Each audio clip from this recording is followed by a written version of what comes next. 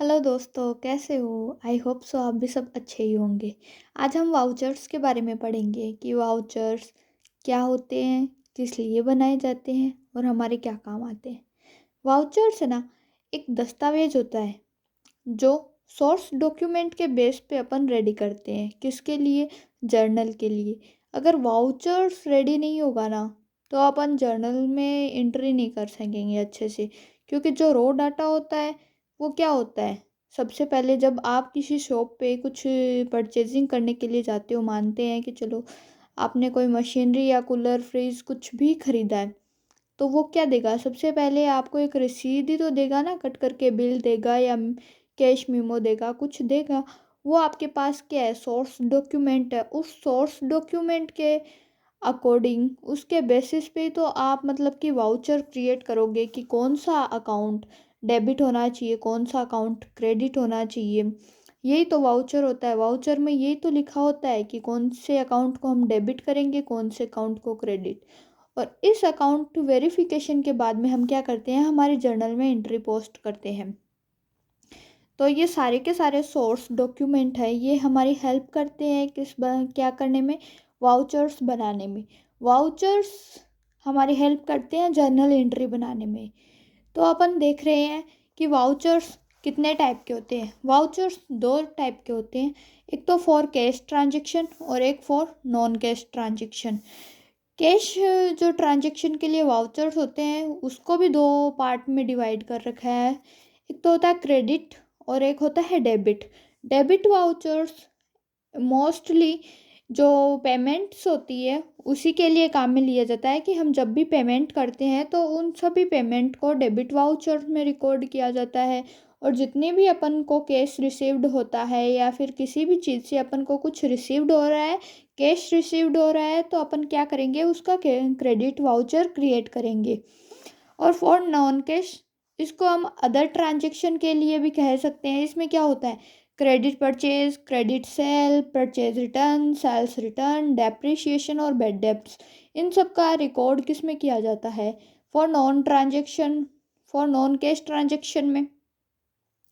अब बात ये आ रही है कि इसमें तो हम बिना जो कैश का ट्रांजेक्शन है वो सारे ट्रांजेक्शन इस वाले वाउचर में रिकॉर्ड करेंगे, लेकिन जो कैश का ट्रांजेक्शन है, कैश के वाउचर है, उनको हम डेबिट और क्रेडिट वाउचर में रिकॉर्ड करेंगे। डेबिट वाउचर हमारा पेमेंट के लिए है, जितने भी हमारे बिजनेस में पेमेंट हो रहे हैं उनके लिए हमें डेबिट वाउचर क्रिएट करना होगा। और जितने भी हमें रिसीव्ड हो रहे हैं, कैश रिसीव्ड हो रहा है, चाहे इंटरेस्ट से हो चाहे सेल से हो, चाहे कैसे भी हो, जैसे भी अपन को गुड्स में कैश रिसीव्ड हो रहा है तो अपन उसके लिए क्या करेंगे? क्रेडिट वाउचर क्रिएट करेंगे।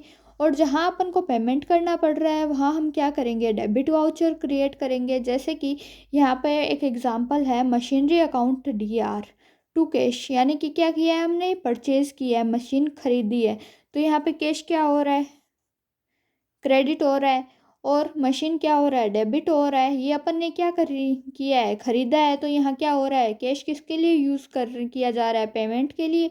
तो पेमेंट मेथड के लिए अपन डेबिट वाउचर क्रिएट करेंगे। और यहाँ पर क्या किया जा रहा है? यहाँ पर सेल की जा रही है, अपना गुड्स बेचा जा रहा है, तो हमें क्या हो रहा है? कैश रिसीव्ड हो रहा है। कैश रिसीव्ड हो रहा है तो हम क्या क्रिएट करेंगे? क्रेडिट वाउचर क्रिएट करेंगे। अब अपन देखेंगे कि डेबिट वाउचर क्रिएट कैसे किया जाता है और क्रेडिट वाउचर क्रिएट कैसे किया जाता है। सबसे पहले मैंने एक ले रखा है, एग्जाम्पल ले रखा है। एग्जाम्पल अपन देखते हैं, परचेज मशीनरी फॉर कैश।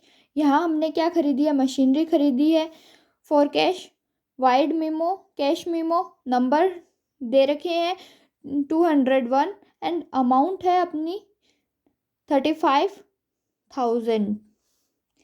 और अब है डेबिट वाउचर। इसमें अपन को डेबिट वाउचर क्रिएट करना है, क्योंकि मशीन को अपन ने खरीदा है तो पेमेंट किया है। पेमेंट के लिए हमेशा कौन सा वाउचर क्रिएट करते हैं? Debit voucher. तो डेबिट वाउचर में क्या क्या आता है? जो भी है उसका नाम आएगा सबसे पहले, फिर उसका एड्रेस आएगा, किस डेट को उसने वाउचर क्रिएट किया है वो डेट आ जाएगी। डेबिट में क्या लिखा जाएगा? अपन ने क्या खरीदा है उसका नाम लिखा जाएगा। जैसे अपन ने इसमें डेबिट में मशीनरी खरीदी है, अपना machinery account DR to cash हो रहा है, इसलिए क्या लिखेंगे? Machinery.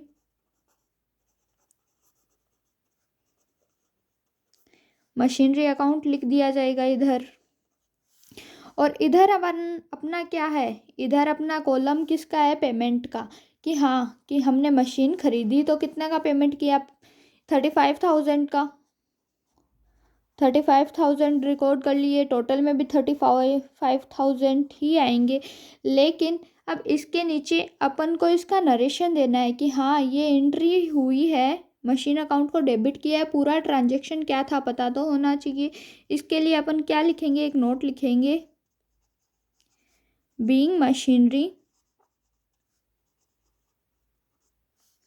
Purchase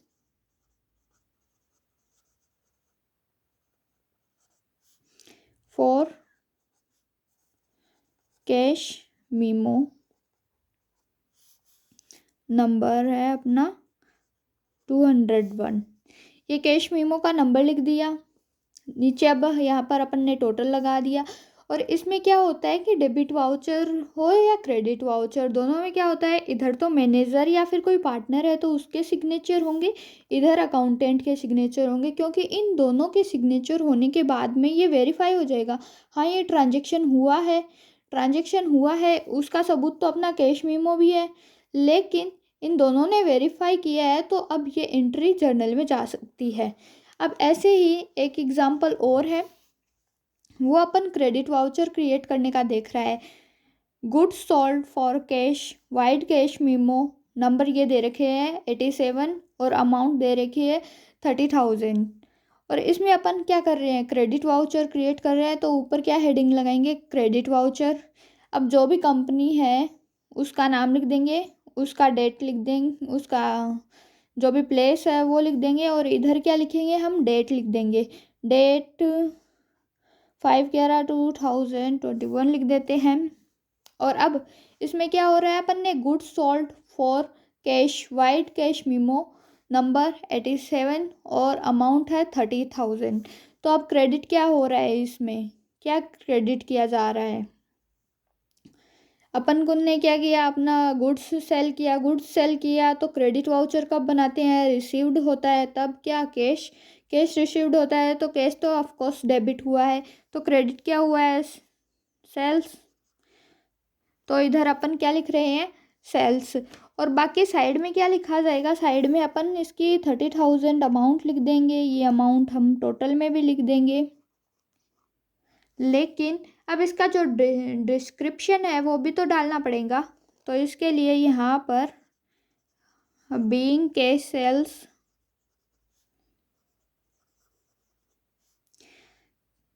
being cash sales vide cash memo,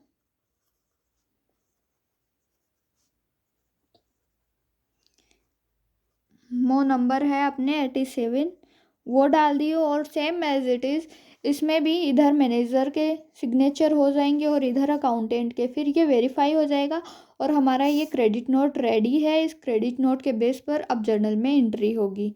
तो थैंक यू स्टूडेंट्स, आपने आज सीख लिया क्रेडिट वाउचर डेबिट वाउचर कैसे बनाते हैं। और एक और है कि जो ये तो अपना हो गया कि कैश का जो ट्रांजैक्शन रहता है उसके लिए डेबिट और क्रेडिट वाउचर रेडी किया जाता है। और एक है कि अदर देन कैश के लिए एक होता है, उसमें क्या होता है कि purchase return, sales return, credit sale, credit purchase, उन सब का रिकॉर्ड किया जाता है, वो भी सेम ऐसे ही होता है, बस उसमें क्रेडिट और डेबिट वाउचर को एक साथ में बनाया जाता है। ठीक है स्टूडेंट्स, अब अगले वीडियो में नया टॉपिक देखते हैं। ठीक है, बाय। लेकिन प्लीज़ सब्सक्राइब करना मत भूलिएगा और लाइक भी कीजिए।